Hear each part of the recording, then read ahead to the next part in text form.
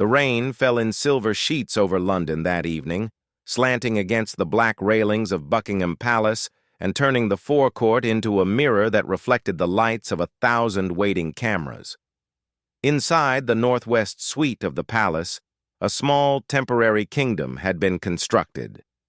For this one night before they departed for their own renovations at apartment 1A, Kensington Palace, the newly married Duke and Duchess of Cambridge would sleep beneath the same roof as the Queen. The air inside the palace was thick with the scent of beeswax polish, old wood, and the particular stillness of a building that holds centuries of secrets within its walls. On the lower floors, in the quiet corridors that the public never sees, the palace machinery was winding down for the night, its human components settling into their posts with the practiced ease of those who had spent years perfecting the art of being invisible. One such component was an older guard, a man named Alfred who had served in the palace for over 30 years. He was not one of the young, pristine soldiers in scarlet tunics and bearskins who stood motionless in the forecourt for the tourists.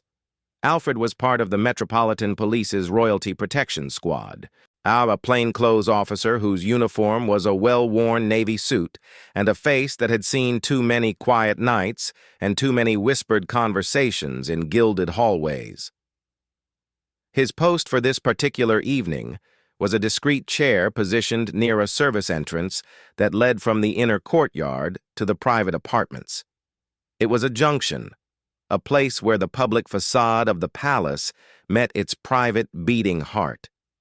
He knew every creak of the floorboards in this corridor, and every draft that snaked its way through the ancient window frames, and every face that was authorized to pass.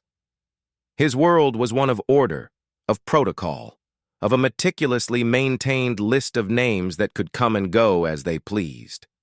Across the city, in a car winding its way through the wet, gleaming streets, sat Camilla, Duchess of Cornwall. The newly styled Duchess, wife of the Prince of Wales, was returning from a private dinner with old friends. The evening had been warm, filled with laughter and wine, a brief respite from the relentless public gaze that had intensified with the fairy tale wedding of her stepson just days before. She felt a pleasant weariness, a sense of a long week finally drawing to a close. In her handbag, she carried a small, beautifully wrapped gift for the new couple, a thoughtful, personal token from one member of the family to another. The car, a dark, unremarkable sedan, glided through the palace gates, which opened with silent efficiency.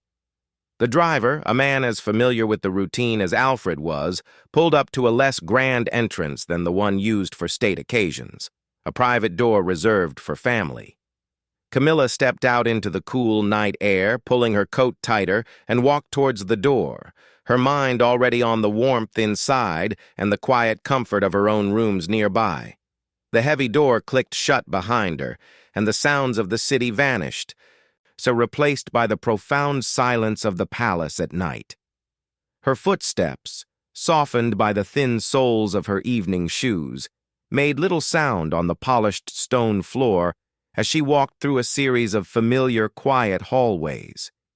She was heading towards the northwest suite, not to intrude, but simply to leave the gift with a footman, a small gesture of welcome that she felt was appropriate. She rounded a corner and entered the corridor where Alfred sat. He rose slowly from his chair, in his movement unhurried but deliberate, a signal that was both a greeting and a statement of purpose. Camilla smiled, a soft, familiar smile for a man she had seen countless times over the years. "Good evening, Alfred," she murmured, continuing her path towards the inner door that led to the suite's antechamber. "I'm sorry, Your Royal Highness," Alfred said. His voice was low, respectful, but it cut through the silence with the finality of a bolt sliding into place. Camilla paused, and turning to look at him. The expression on his face was not unkind, but it was immovable, like a door that had been locked for a century. "I'm afraid I can't let you go any further this evening." For a moment, Camilla simply looked at him, a faint crease appearing between her brows. She was the Duchess of Cornwall, the wife of the future king. She had walked these corridors for years. The concept of being stopped, of being told no within these walls, I was so foreign it took a long moment to process. "I'm sorry," she said, her voice a little clearer now, carrying the faint, imperious note of someone unaccustomed to barriers. Alfred held his ground. He did not fidget, nor did he look away. His eyes met hers with a calm, professional blankness. "My orders for the evening are very clear, ma'am. No one is to enter the Northwest Suite. The Duke and Duchess have retired for the night, and then the Prince of Wales has requested complete privacy for them." The words were simple, a statement of fact. He did not add that the "no one" on his list was absolute. He did not mention that the list had been reviewed personally by the Prince of Wales's private secretary and that it contained only a handful of names: the Queen, the Duke of Edinburgh, and the most senior of the personal valets. He certainly did not mention that the list had been a source of quiet, an intense discussion amongst the household staff earlier in the day, a subtle but unmistakable delineation of the new order. Camilla's expression flickered. The faint crease deepened. This was not a matter of security. Alfred knew her as well as he knew anyone. This was a matter of protocol, of a new boundary being drawn, and drawn firmly, by her own husband. She was being turned away from her stepson's door. The realization was a small, sharp stone in her shoe. She could have insisted. Oh, she could have demanded he call a superior, or even called the Prince of Wales herself. But to do so would be to create a scene, to force a confrontation in the silent, sleeping palace over a simple, kind gesture. It would transform a quiet act of thoughtfulness into a headline. She could picture the newspapers. Camilla turned away from William and Kate's door on wedding night. The thought was chilling. She was, after all, and the one who had spent years navigating the impossible labyrinth of public opinion, the one whose very presence in the family was still, for some, a point of contention. She could not afford to be seen as an interloper, not now, not ever. Alfred watched the internal battle play out behind her eyes, invisible to anyone who didn't know how to look. He saw the slight stiffening of her shoulders, the way her hand tightened almost imperceptibly on her handbag, the one that held the ungiven gift.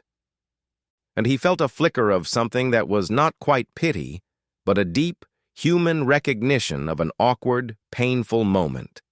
He had spent his career watching people in moments of high emotion and low drama, and this, he knew, was a quiet earthquake. A line was being drawn in the sand of the palace corridors. After a long, breath-held pause, Camilla's posture softened. The fight left her. She gave a small, almost imperceptible nod, a gesture of acceptance so subtle it was barely there.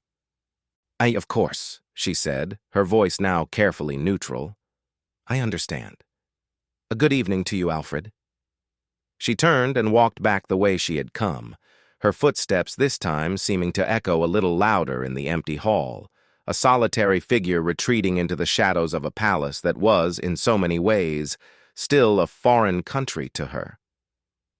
Alfred watched her go, his face an unreadable mask. He resumed his seat, the worn leather creaking softly under his weight. The silence returned, heavier now, charged with the ghost of the encounter. He had done his job. He had followed his orders. But in the quiet of the night, with the rain still falling on the roof far above, he was acutely aware that he had just been the instrument of a small, private humiliation for a woman who had endured a lifetime of them. He looked down at his hands, resting on his knees, the hands of a man paid to be an obstacle, a gatekeeper. The gift in the Duchess's handbag would remain undelivered. A small, the silent symbol of the delicate, unspoken tensions that lived and breathed within the gilded cage of the British monarchy. The first night of a new era had begun, and for one of its key players, It had begun with a closed door. The morning after the rain, London woke to a sky scrubbed clean and a sun that shone with an almost theatrical brightness on the freshly washed streets. Inside the private apartments of Clarence House, the official residence of the Prince of Wales and the Duchess of Cornwall, the day began not with the easy informality of a weekend, but with the quiet, persistent hum of an unsettled household. Camilla sat in her private sitting room, a space decorated with her personal touches. Comfortable sofas, family photographs in silver frames, fresh flowers on a low table. She held a cup of tea, but it had long gone cold. Her gaze was fixed on a point outside the window, but she wasn't seeing the garden or the early morning joggers in St. James's Park. She was replaying the previous night's scene in the palace corridor, the look in Alfred's eyes, the simple, devastating finality of his words. It wasn't anger she felt, not really. It was something more unsettling, a cold, creeping awareness of her place. She had been so careful for so long. She had waited. She had been patient, gracious, supportive. And she had endured the storms of public fury in the early days of her relationship with Charles, the comparisons to Diana that were as relentless as they were cruel. She had slowly, painstakingly, built a new image for herself, one of a sensible, loyal, and devoted partner. She had won over large sections of the public and the press. She had even earned a quiet, grudging respect from some corners of the palace. She had believed, perhaps naively, that she had finally truly arrived, and that she was not just tolerated, but accepted as a genuine part of the family fabric. Last night, in a single, quiet moment, that illusion had been gently but firmly dismantled. It wasn't just about a door. It was about a line of succession. It was about the future king and his queen, and the unspoken hierarchy that placed her, the king's wife, a step behind. Across the city, in the bright, modern offices of a national newspaper, a different kind of mourning was unfolding. A young, ambitious journalist named Sarah, who had cut her teeth on royal reporting, was sifting through her contacts, her phone pressed to her ear. She was on the line with a source within the palace household, one of the myriad of staff who kept the ancient institution running. These conversations were always a dance, a careful exchange of information for trust, of hints for confirmation. "Anything interesting from last night?" Sarah asked, her tone light, as if inquiring about the weather. Or there was a pause on the other end of the line, a silence that was more telling than any words.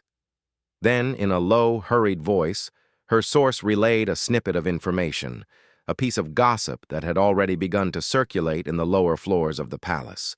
The Duchess of Cornwall had been turned away from the new couple's suite on their wedding night, denied entry by a guard. Sarah's pen stopped moving. This was gold, pure, unrefined, potentially explosive gold. It was the kind of story that had layers: the fairy tale wedding, the beloved new duchess, and the complicated, divisive figure of Camilla. It spoke of family tensions, of protocol, of the cold, hard realities behind the romantic facade. She thanked her source, hung up, and sat for a moment, the story already forming in her mind. But she was good at her job, which meant she was cautious. A single source was never enough.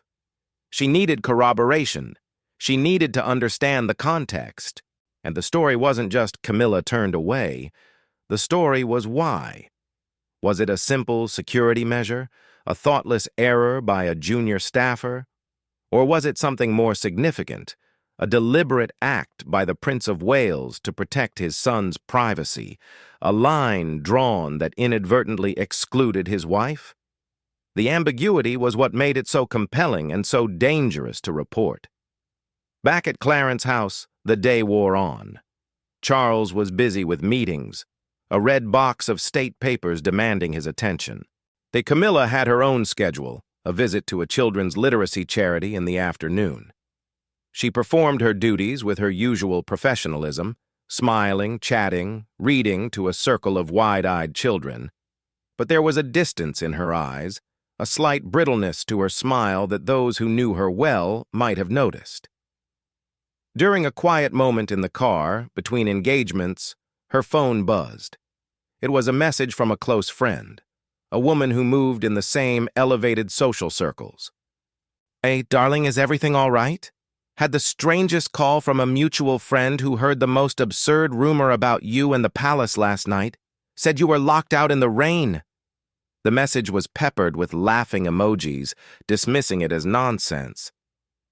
But Camilla felt a cold knot tighten in her stomach. It had already started. The rumor mill, that relentless, destructive machine, was beginning to turn. She didn't reply immediately. Instead, she stared out the car window at the passing city, a place that felt both familiar and alien. Her mind raced. How had it gotten out? Who had talked? Was it the guard? A passing footman? It didn't matter now. What mattered was the story itself. It was a simple, human story, and therefore a powerful one. It had the potential to be spun in so many ways. For her detractors, it would be proof of her continued outsider status, a just snub for the other woman. For her supporters, it would be a sympathetic tale of a woman trying her best to fit into a family that would always hold her at arm's length. For the palace press office, it would be a nightmare, a distraction from the positive coverage of the wedding and the popular new Duchess of Cambridge. That evening, she and Charles had a quiet dinner together in their private dining room. The atmosphere was strained. Charles, exhausted from the wedding and his official duties, was preoccupied. Camilla, after a long pause, decided to mention it. "I went by William and Catherine's rooms last night," she said, her voice carefully light. "I had a small gift for them, a welcome to your new home sort of thing." Charles looked up from his plate, a flicker of something, surprise perhaps, or wariness, crossing his features. "Oh?" he said. "Did you see them?" Camilla met his gaze. "No. I was stopped by a guard. He said you had requested complete privacy, and that no one was to be allowed in." The words hung in the air between them. Charles's expression was unreadable for a moment, a mask he had perfected over a lifetime. Then he sighed, a long, weary sound. "I did," he admitted. "I spoke with their private secretary. They've had a relentless few days. I wanted them to have one night of absolute peace, without a single interruption. No family, no staff, no one. Just the two of them." He reached across the table and placed his hand over hers. I'm sorry if it caused you any embarrassment. It was a blanket order. It wasn't personal." His words were meant to be comforting, an explanation that dissolved the slight. But for Camilla, they didn't quite achieve their aim. The blanket order had included her. In his desire to protect his son's peace, he had, perhaps without a second thought, classed his wife alongside the maids and the footmen. He had put up a barrier, and she, like everyone else, was on the wrong side of it. She smiled, and a practiced, understanding smile, and squeezed his hand back. "Of course," she said. "I understand. It was a lovely thought." But the gift, still sitting in her handbag upstairs, remained a silent testament to a gesture that had been inadvertently rejected. The dinner continued, the conversation moving to other topics, but the seed of unease had been planted. It was a small thing, a tiny crack in the foundation of her confidence. But cracks, given time and pressure, have a way of growing. And outside the gilded walls of Clarence's house, a journalist was already typing, carefully crafting the first draft of a story that would widen that crack for the entire world to see.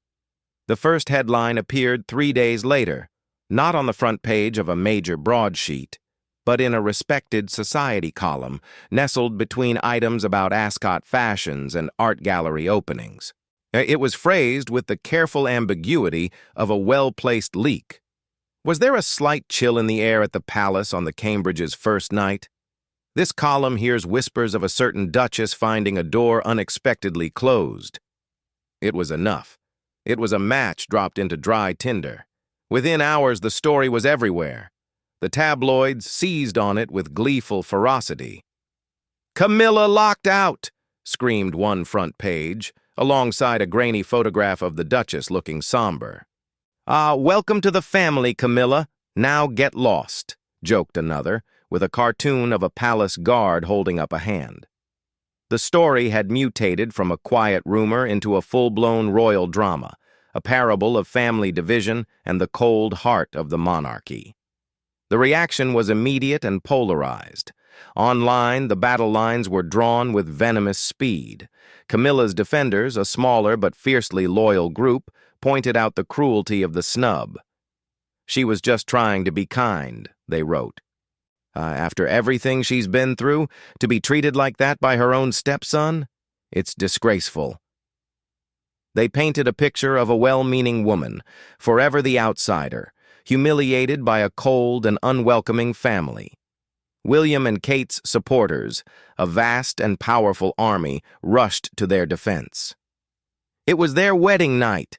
They deserved privacy. Camilla should have known better than to intrude. It's typical of her, always pushing in where she's not wanted.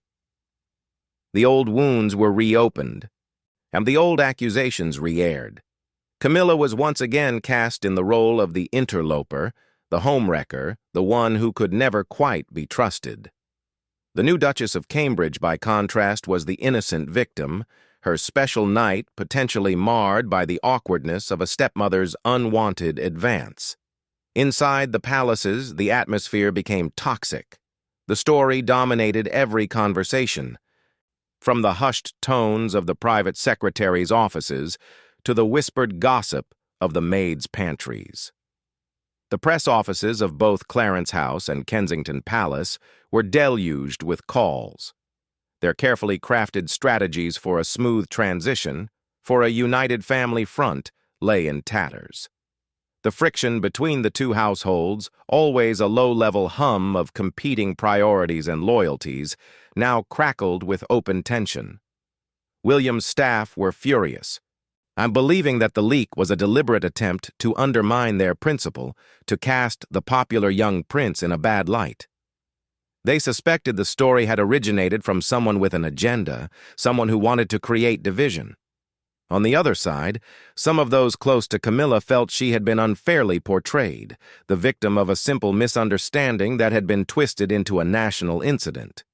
William himself was reportedly incandescent with rage, and he was fiercely protective of Kate, and the idea that their first night as a married couple had become the subject of lurid public speculation was anathema to him. He saw the story as a direct attack on his wife and on his own judgment. In private meetings with his private secretary, he was said to have demanded to know who had leaked the information, vowing to have them dismissed. The palace, an institution that prided itself on its secrecy and its ability to manage its own narrative,